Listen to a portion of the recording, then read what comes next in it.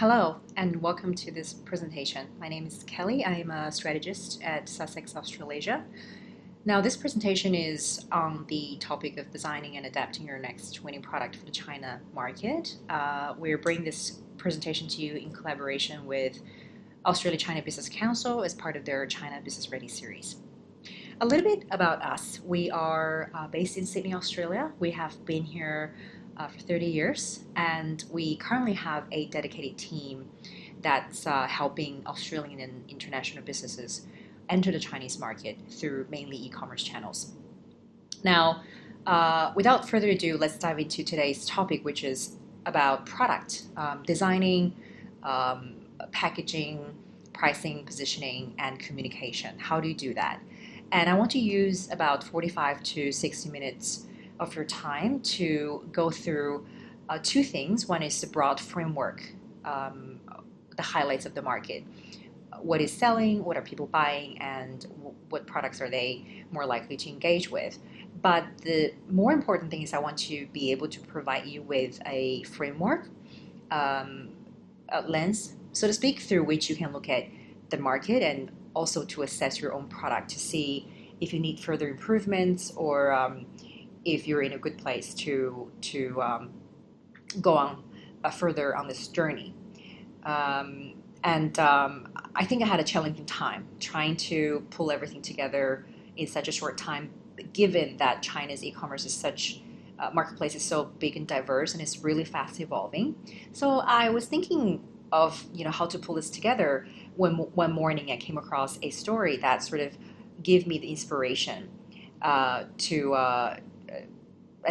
the thread, I'd say a common thread that strings everything together. So what's the story? The story is from a Chinese designer who's currently working in the e-commerce space. They focus on selling product-based, knowledge-based products on e-commerce channels. And one day he was asked to design a book cover for an upcoming book. And this is where it's circled in the screen is the initial mock-up. And when he submitted this to his manager, he got a really bizarre comment. His manager told him that you have to stop designing everything as if you were going to hang yourself in front of a grave. And he found that to be a really strange comment, but he reflected on what he was doing with his other design choices, and he made some changes to it. Now, I want to show you the before and after. You can clearly see the huge difference here is the before. The thumbnails are of a variety of different color schemes, some cold, some hot, some warm, and the after is focused mostly on the red and orangey red color tones. Now, this is not a presentation on how Chinese people love the color red and that's what you should center your design choices on. This is about a much bigger and broader topic because what the designer has uncovered and he's confirmed with his manager the reason why she wanted him to change his design choice from more black and cold color tone to more warm color tones is her observation of the China's e-commerce space being very busy, and it is a place of celebration. This is a place where people go to look for much more than the physical products they're buying. Everywhere you look in Chinese e-commerce space, you can see this tonality. Let's take Alibaba, for example. Every year, they have a huge shopping festival around November.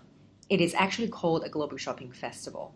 And if you're not careful, you look at the guests they're inviting, you may think you're at an Oscar award-winning ceremony or something like that, because they really want to create this environment where people are coming to look for meaning, looking for a tribe, looking for an occasion to celebrate life, and they're seeking promises the products can deliver over and above what a Western consumer would mainly focus on, which is the utility function of the products they're buying to satisfy a utility need.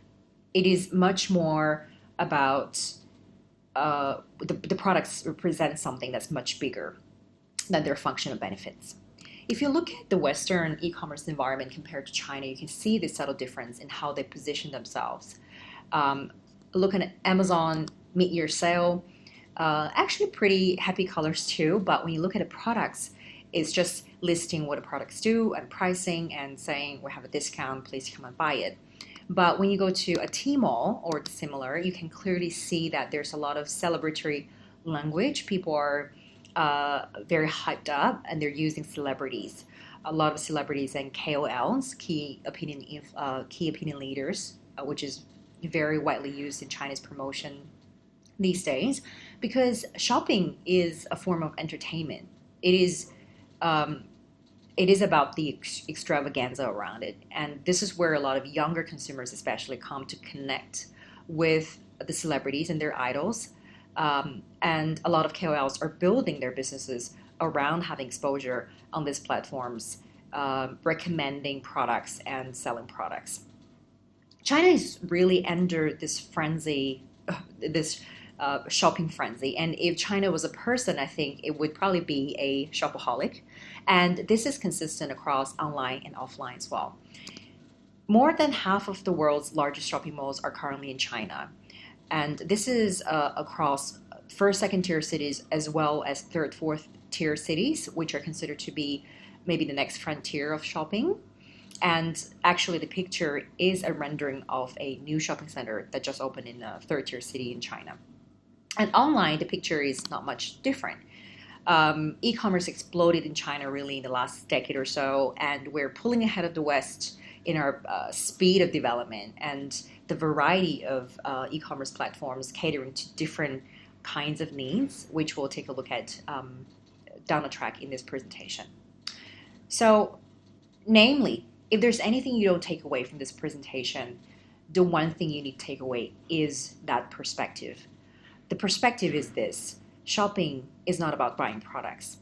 In this very busy market, you need to think of your product's positioning as giving people a sense of emotional connection over and above the products. And that is the only way you can stand out and sustain that connection with your consumers. Now, what sort of environment are you competing in? Many of you, I presume, have been to New York's Times Square. Now, think about yourself standing in Times Square for the first time. Imagine and try to remember what that was like for you. Now, this is a really wonderful analogy of China's e-commerce platform. So you're surrounded by flashing lights, vendors, performers, live music, this overall energetic chaos. Now, replace that image with China's digital marketplace, okay? This is where shopping is actually like being in the middle of that. And for a lot of Western shoppers accustomed to simple transactional online buying, it is truly a cultural shock. And take a minute to imagine your product, take it out of the context of where you're selling it now, and to Times Square. Would you make any changes to how the product is designed? From the packaging to how you talk to consumers to your promotion? What would you do differently to make it stand out in a place like Times Square and not wherever you're selling it now? I think that's an adjustment, a mental adjustment for a lot of brands who have never been to China. And this is scary in a way, but it's not without rules. And we want to explore that today for you to see how can you to help you find a shortcut of creating those connections in this very busy place. Now, I have an example here from the 60s. For those of you who have seen or heard of Mad Men, it is a TV show portraying advertising in its, I say, modern infancy in New York, since we're on that, we're talking about New York anyway, in the 60s on Madison Avenue. And Don Draper is a creative director in his company, and there was one scene where he was having lunch with a lady who is the owner of a department store. And he asked her why she's never been married. She told him, because I've never been in love. Okay, and he said his response to her was, "Well, lady, this because love doesn't exist. Because love is something invented by guys like me to sell nylons." Now, when I presented this to a room of audiences, everyone laughed. I think we can recognize the exaggeration in his quote, but also the importance of creating emotional connection and what psychologists call synthetic happiness with advertising. Truly, in a commercial environment, with especially intense competition, it is important to think of the emotional needs you're fulfilling for your customers over and above over and above your competitors. Otherwise, you can quickly become a commodity in a sea of products. So, thinking along those lines, I decided to look at China's product space and thought, what is the framework using which I can string everything together to give you sort of like a shortcut into this thinking process? So, if you find that you're really overwhelmed with all this information in the market, you can always come back to this framework, which is simply human needs, basic human needs, and the emotional connection we need. And I used this framework, which is depicted by Hugh Mackay in his famous "What Makes Us Tick" book, "The 10 Desires That Drive Us." And I've taken some of the points out of his book, which I think are more applicable to today's e-commerce space we're seeing. But I think you should take a look yourself and see if maybe there are other rules that you can apply as well. But these are the major ones. Something to believe in. My place, which is physical or a mental place. Connection, control. We want things to be in our own control and not going everywhere. Something to happen, so we're not bored. We're looking for something new, exciting on the horizon. Something more, which is a really important human needs for Chinese consumers because we have such a growing section of middle class, and they are always on the lookout for something extra to belong, to have your tribe, especially with the post-90 consumers. For those of you who haven't heard, this means people who are born after 90s.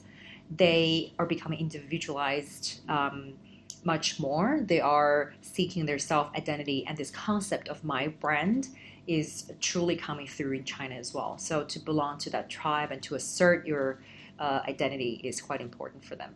And love, obviously, that drives everything around, doesn't it? So these are the eight major ones that I urge you to think about and take a look at. Okay, so the paradigm shift. What I mean by that is I'm referring to a phenomenon I'm seeing in the market as an agency. Brands are increasingly coming to us to ask the question, is this emotional connection I spoke about still important? Because they're seeing an increasing avenue of channels available using which they can sell their products. And yes, it is true that there are increasingly more and more channels you can utilize. There's even daigous and there's online, offline. But I think the one thing you have to think about is what the channel is doing to your brand. Okay, this is a Chinese scholar who works in marketing, and he once said, and I quote, "Taobao is a place where brands go to die." Now, I think he's exaggerating because it is not so much that brands die on Taobao. It is more a case of the traffic rules change. Okay, so the traffic rules of traveling on the e-commerce highway have changed.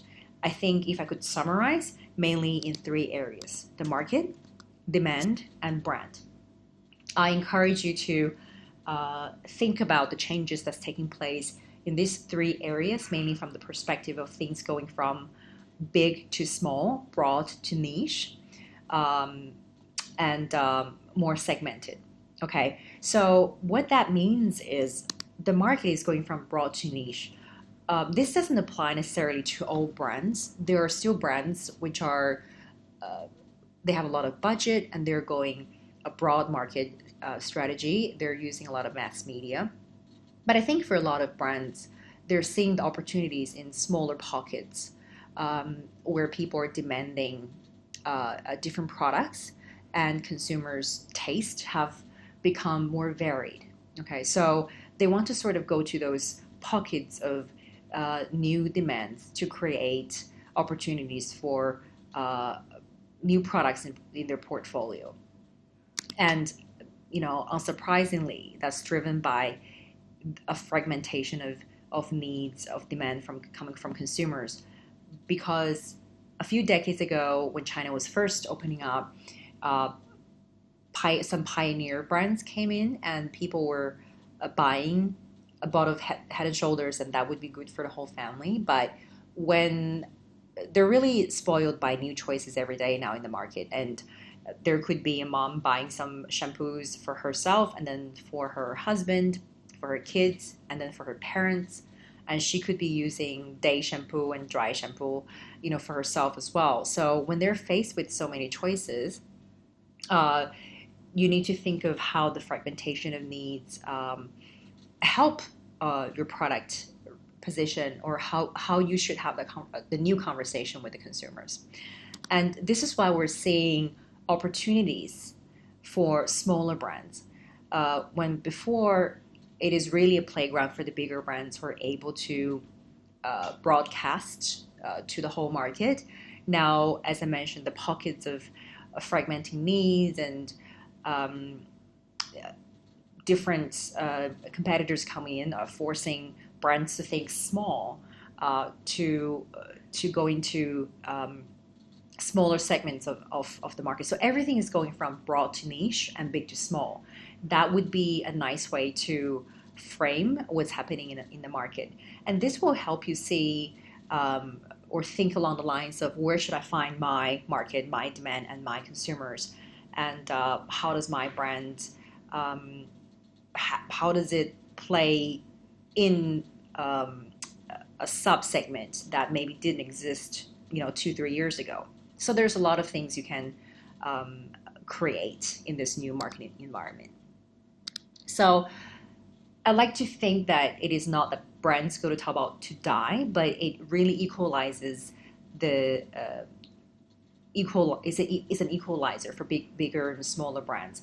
So this is a place where competition is more fierce, but it also gives smaller brands new chances to play. This is a place where average brands are becoming commodities, and exceptional products will become brands. So if you want to talk to consumers in this new environment, you have to be aware of the new traffic rules. And these new rules will give you the framework upon which you can build your emotional connection. So, who are winning in this paradigm shift? Now, I spoke about changing your perspective. Okay, so we need to look at China and its market through a new lens. And in this market, you're not selling the lamp, you are selling the promises that come out of the lamp. Because I mentioned before, for Chinese consumers, shopping, the reason why they're so obsessed with shopping is because they are promised a lot of things: better life, a big world out there, new opportunities, new ways of thinking, new ways of enjoying different experiences, and that's materialized through experiences and products. So, um, whatever you do, please think one step ahead of the utilities you're selling. Now, let's look at a few different areas of China's e-commerce. What's trending, and how do they play to these rules I just mentioned? The first thing I want to talk about is the new kids on the block, China's retail dark horses. Based on a research done recently, looking at the trends of who's coming up in the e-commerce game, two distinctive categories of e-commerce have shown a lot of strength. One is social or community e-commerce. The other is a premium select e-commerce. Now, one notable example of social e-commerce would be Pinduoduo. Pinduoduo is a platform that's quite uniquely Chinese, I think. It is basically a social selling platform where every consumer can become a key opinion leader. If you see a product and you like it, you plan to buy it. If you share it with your network, which is essentially word of mouth for the product, you get a bigger pool of people buying this product, and the prices will drop accordingly. So the more people buy a product, the lower the price. Some people even go as far to predict that in the future, this form of selling will replace KOLs, because KOLs are pockets of celebrities that are selling the products at the moment, but pretty soon everyone will want to be an opinion leader in their own circle. And this is why they're keen to use these sort of platforms to engage and connect with each other. Now, Premium Select is the platforms that position themselves as providing something over and above.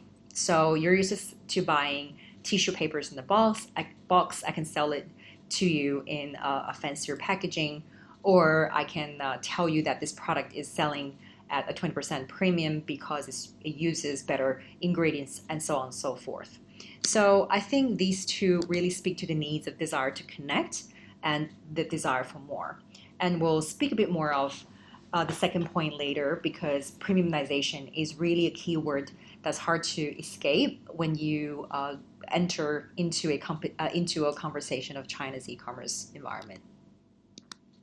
Now, let's look at a specific industry that's of interest to a lot of Australian business, especially. So this is the category of cosmetics and health, skincare.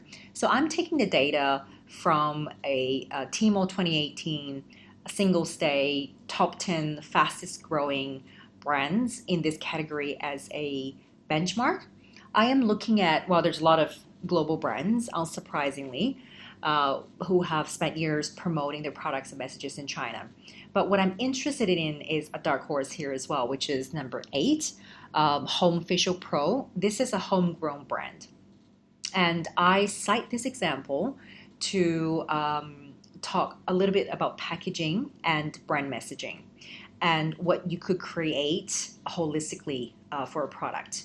So I have been asked many times, how does design and packaging aesthetics differ in China, and how should I modify my own packaging? Do Chinese consumers only like bright colors?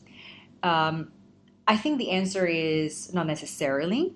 If you look at the packaging of this product and the tonality of their communication, you can see that it's pretty clear. It's very clean and clear, right? And the brand owner said, we want to target a younger generation because they don't believe in blindly follow the big brands. And they're sick and tired of complicated beauty routines. They want simple and effective when it comes to skincare, as well as an overall way of living. Now, I would like to argue that in China these days, you have to know that there's a very wide broad of aesthetic choices for consumers, and it is not necessarily that all of them have the same taste in how busy the packaging or how colorful the packaging should be. Same as in this market here, in any Western market, what you're looking for is consistency.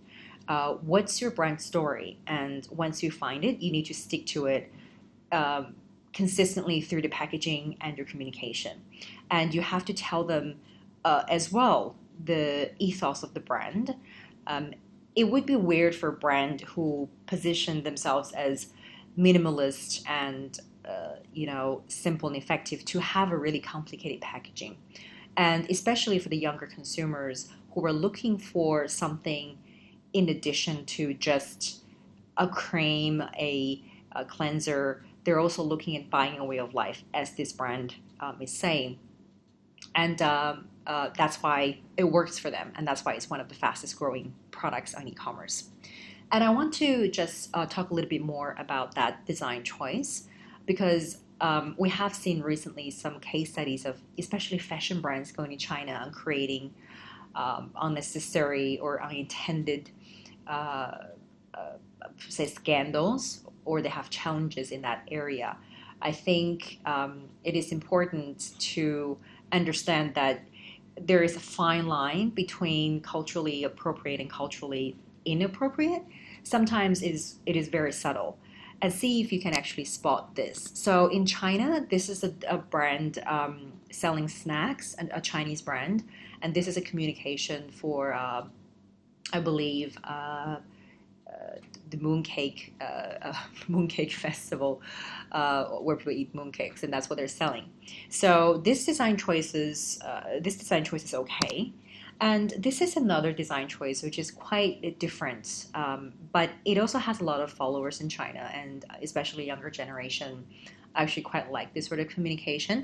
But this set of posters developed by Burberry for Chinese New Year got a lot of backlash in China. Now, you may be looking at this and wonder, isn't this just a hybrid of the first two? And it certainly does look like that. We don't have time today to go into the details of why this doesn't work, but it just goes to show how important it is to go beyond the surface and talk to your Chinese team or cultural consultant to understand just the nuance of communication. Now, the next desire, I think, is also reflects one of the key trends in China is for control. Now, I mean specifically in this case study in the health and fitness arena, but certainly in many areas, consumers would want to have that control, and they achieve that through different products. But I mention health and fitness because this is also a topic you can't really escape when it comes to China. With the development of the middle class consumers in a polluted environment, their desire to control their health and the health of their family is increasing. Uh, Older brands or more established brands like Adidas are reaping the benefits of this. They are set to open 3,000 more new stores in China in the next 3 years.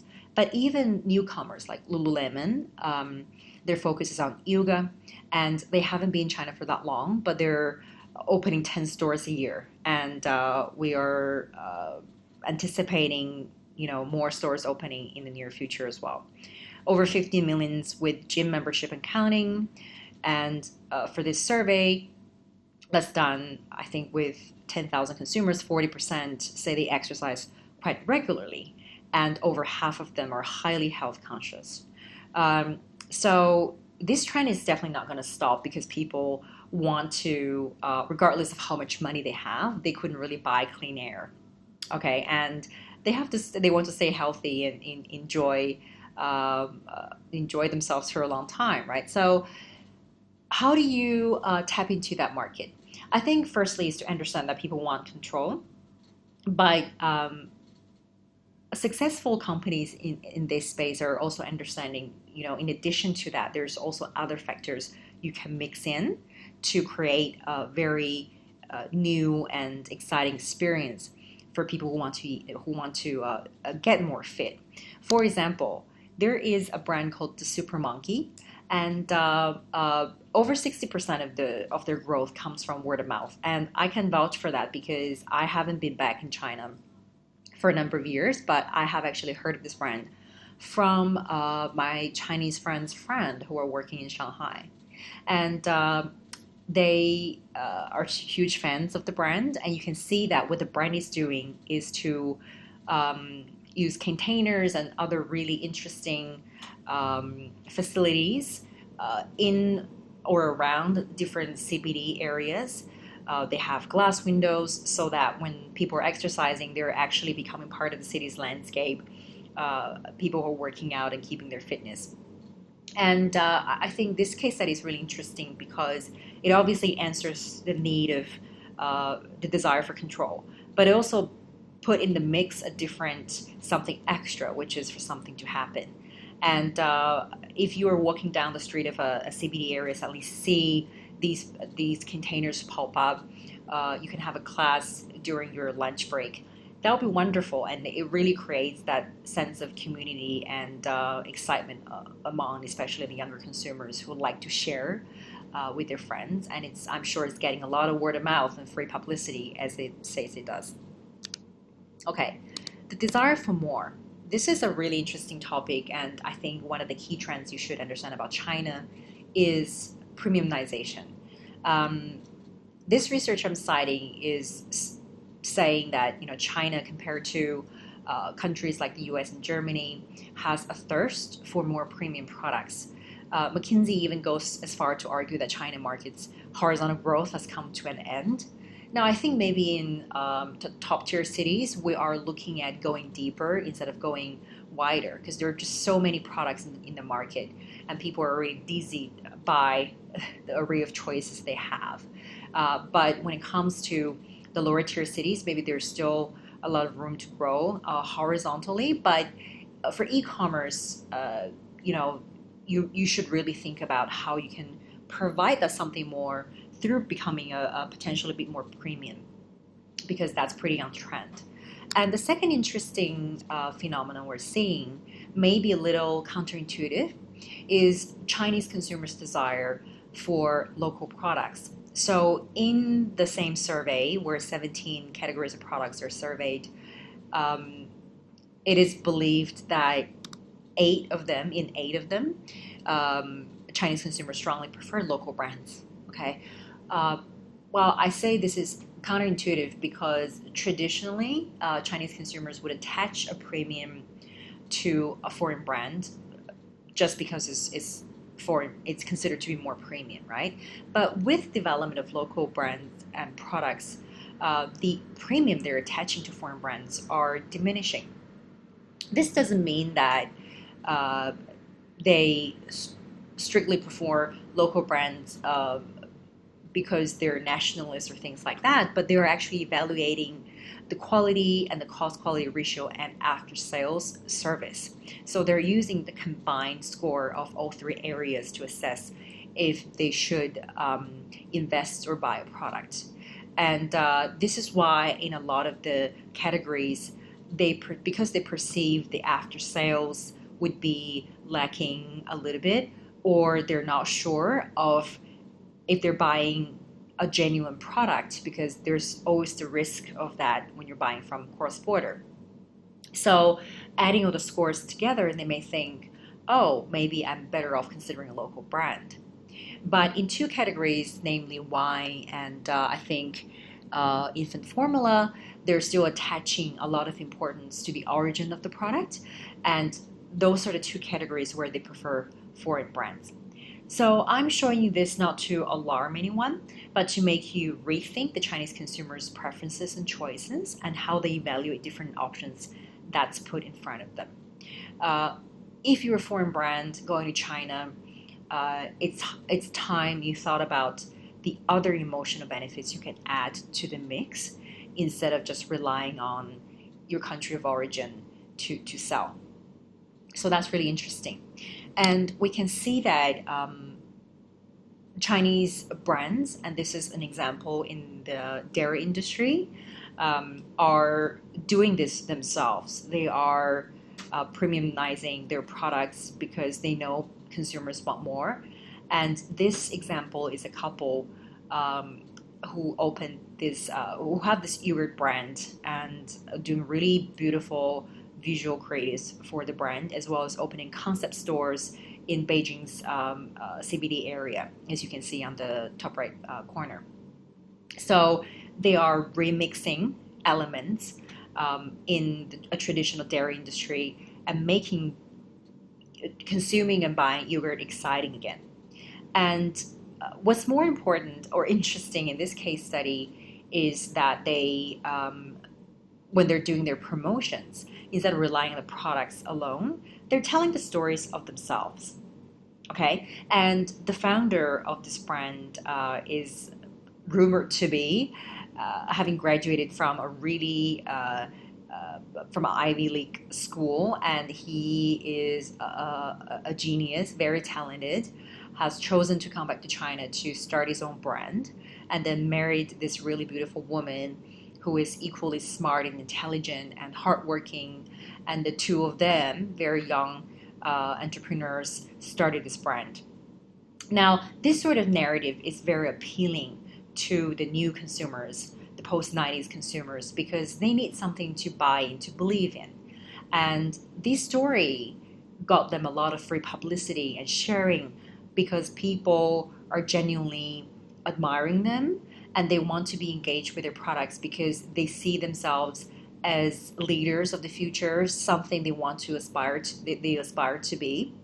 Um, and I think for any brand that want to uh, uh, go to China, even to sell a simple product like yogurt, these are the little things you can think of to add on top to make your product really stand out among all the other brands. And that goes back to understanding what do consumers want and how do you answer their desires, such as in this case, even when it's a story of your founder, a story of your origin, a story of your ingredients origin. I keep on saying to clients, if you have an interesting story to tell, do tell it in an interesting and engaging way, because so much of what's going on in China is community, is social selling, is person to person selling, and that personable story is really going to score you some bonus, some brownie points. Okay, the next example we're looking at is from the food supplement industry, which is merged into one here, I believe. And I want to look at, from the same set of data, I want to look at the number one. Now, Three Squirrels is a brand that I heard talked about a lot in the uh, communication space. And when I asked people who've tried this product, who tried the product, I said, what's special about it? Obviously, they are not really different in terms of their product offerings, apart from the fact that they're the first brand to sell pecans to Chinese consumers, which was not one of the trending product in this category before. They made it quite popular. But there's so much more to their story, to their product story, and their communication strategy that we can learn from. I want to quote a story from one of their users so you can see what I mean. So this lady is saying that her first purchase was random because it wasn't actually cheap. But when she got her product, she realized that it came with very easy packaging, tools attached to open the packaging, and resealing. There's a resealing mechanism, which I assume was quite cheap to add onto the packaging, but it really made her feel special. And wipes, rubbish bags, and packs of tea, etc. And if you think about the consumption scenario in China, you could be consuming this in the office, or maybe you're on a trip somewhere, a road trip, at a picnic. These little things like wipes and rubbish bags, which is in some cities in China, they're not widely seen. So this really makes the whole experience very, very simple. Now, the unit price of the product may be low, but when you have to consume this and peel it with difficulty and finding rubbish bins after, it really makes the consumption experience a lot worse. So because of these little things, she felt like she was treated as a queen. And importantly for the brand, she decided to, maybe not by her own choice, but she actually became a promotional machine for the brand. She was consuming this product in the office and she told all her relatives about it. She told all her colleagues about it just because of these little details. And obviously the product is tasty. It is a good product. But on top of that, what more can you give the consumers that will make them go, wow, I want to talk about this? Okay, I want to tell my friends about it and give them a moment of delight, give them a moment of surprise. And I want to buy this for my parents, for my relatives, because I had such a nice experience consuming it. Now, these are small modifications you can make to your product, but obviously make a huge difference and can really get you a lot of talkability in the market where brands really thrive on getting these connections with their consumers. Now, the next case study is interesting. It's a cosmetics example. Now, if you are a cosmetics brand traveling really happy on the highway, commercial highway, And all of a sudden, you're seeing this new trend. Okay, this is a trend of men wearing makeup, promoting makeup, talking about makeup, and even becoming key opinion leaders in that space that's traditionally dominated by women. And we're talking about straight men who um, really traditionally are not praised for wearing makeup. It's frowned upon. But in recent years, it's becoming a thing among Chinese younger consumers. And I think the number of live streaming KOLs in this category have seen a lot of, they're bringing a lot of commercial benefits for the brands they're representing, such as this guy depicted showing the picture here. According to Tmall single state research data, sales of powder for men have increased by over 200%, eyeshadows 500%, and highlighters as well over 500%. And we're not only talking about powders, which are maybe just used to conceal something. We're actually talking about colored makeup, right? So there are certain brands that have already come up with products catering to these newfound demographics because let's face it, if more men are using it, immediately your market, the penetration is becoming 100, almost 100% from 50%, which is the female population. And there are dedicated makeup aisles for men in the drugstores and in where they traditionally buy makeups. And I think these sort of things are, if you're a product owner and you want to develop new SKUs or you want to see, who to target your product to, you need to understand your segment in China. Don't only think about what you assume is the target. Look at the other pockets or other demographic, not only demographic, but psychographic data and see trend-wise where is this going and potentially can gain traction. Okay, so this could be unexpected for brands who didn't understand China, but when you're deep in that market, you can see naturally why, this is where you can grow quite quickly. Now, the next case study is of a Chinese coffee chain called Luckin Coffee. They are considered to be Starbucks' major future competitor in China. And a couple of really cool things happening in this case study. So Luckin Coffee is creating a environment where people can, similar to Starbucks, where they can come and hang out. And obviously, as a domestic brand, they have the natural advantage of knowing what Chinese consumers want from, flavors wise. And also, what's interesting is to create this sense of desire for my place. They've aggregated consumer data. You cannot really go into any of these stores to buy a cup of coffee. You have to download one of their apps. You have to log in. You have to enter your data and place your orders there. Now, this sort of consumption behavior is very common in China. People are using currencies and paper currencies less and less, more using digital ways to buy and consume. So they're no strangers to this method. And what's really good for Luckin Coffee is to have that sense of community built around those digital experiences they're creating. So not only the physical space, but also the digital space as my place. And what's great for them is they can use these big data to detect consumer behaviors and patterns, which Starbucks would easily miss because they just don't have the level of connectivity. So they really started off on a really from a nice place as a new business. And the second thing I want to talk about in the same industry is actually from Starbucks. So this coffee mug has gained so much popularity and talkability on China's social media recently.